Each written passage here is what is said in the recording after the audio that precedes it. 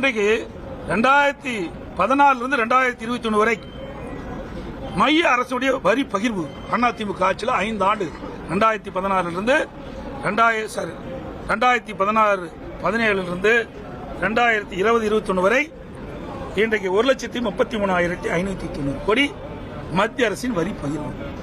அதே திராவிட முன்னேற்ற கழக ஆட்சி 2021-22 முதல் 25-26 இன்று வரை மைய அரசுடைய வரி பகிர்வு 2,32,773 கோடி. இதுல பாத்தீங்கன்னா 99,000 கோடி கூடுதலா வந்திருக்குது. மத்திய அரசின் வரி பகிர்வு அதிமுக ஆட்சியில் வந்ததை விட திராவிட முன்னேற்ற கழக ஆட்சியில் கூடுதலாக தான் நிதி பெறப்பட்டிருக்கிறது. அதே போல மத்திய திட்ட நிதி அதிமுக ஆட்சியில் 5 ஆண்டு 2014 2021 வரை 1,18,245.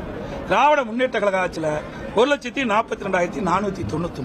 அதுலயும் சுமார் 25,000 கோடி அதிமுக ஆட்சியை விட கூடுதலாக தான் மத்திய திட்ட நிதி கிடைச்சிருக்குது. அது மட்டும் இல்ல, இதையெல்லாம் மொத்தமாக பார்க்கின்ற பொழுது 5 ஆண்டுல அதிமுக ஆட்சியில் 2,51,835 கோடி நமக்கு கிடைச்சிருக்குது வருவாய். திராவிட முன்னேற்ற கழக ஆட்சியில் 3,75,272 கோடி கிடைச்சிருக்கு. வரி பகிர்வும் அதிகம், கடனும் அதிகமாகறீங்க, திட்டமும் ஒண்ணும் இல்லை.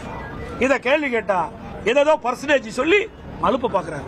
ஏன்னா இந்த திமுக ஆட்சியில் பர்சன்டேஜ் வாங்குறதுல இன்றைக்கு கைதேர்ந்தவர்கள் அதை சொல்லி சமாளிக்கிறாங்க. இன்னைக்கு 73 ஆண்டு காலம் தமிழகத்திலே பல்வேறு ஆட்சியாளர்கள் ஆட்சி செய்திருக்கிறாங்க. காங்கிரஸ் ஆட்சி, திமுக ஆட்சி, அதிமுக ஆட்சி மாறி மாறி ஆட்சி செய்த காலம் 73 ஆண்டு காலம். 2021 வரை இன்றைக்கு 5,18,000 கோடி. அதுல மாண்பு அம்மாவர்கள் தமிழகத்துடைய முதலமைச்சராக 2011 பொறுப்பேற்கின்ற பொழுது திராவிட முன்னேற்ற கடன் 1,14,000 கோடி. அப்ப பார்க்கும்போது அதிமுக கடன் 4,10,000 கோடி தான் கருதுகிறேன். ஆக இந்த விவரத்தை சொன்னா உடனே நிதியமைச்சர் சொல்றார், நீங்க வாங்கின கடனுக்கு 1,40,000 கோடி வட்டி கட்டணும். நாங்க வாங்கின கடனுக்கு இல்ல, நீங்க வாங்கின கடனுக்கு சேர்த்து தான் அந்த வட்டி இருக்குது. அதிமுக ஆட்சியில 10 ஆண்டு காலம் பல்வேறு திட்டங்களை கொண்டாந்தோம்.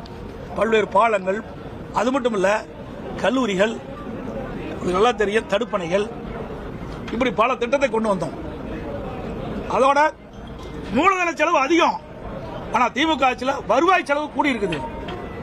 மூலதன செலவு அதிகமா இருந்தாலும் பரவாயில்ல, ஆனா வருவாய் செலவு அதிகமா இருக்கிற காரணத்தால இதை எப்படி கடனை திருப்பி செலுத்த முடியும்? இப்படிப்பட்ட நிலைமை தான் திமுக ஆட்சியில் இருக்கிறது. அது மட்டும் இல்ல, 2021 திராவிட முன்னேற்ற கழக தேர்தல் அறிக்கையில் திராவிட முன்னேற்ற கழகம் ஆட்சிக்கு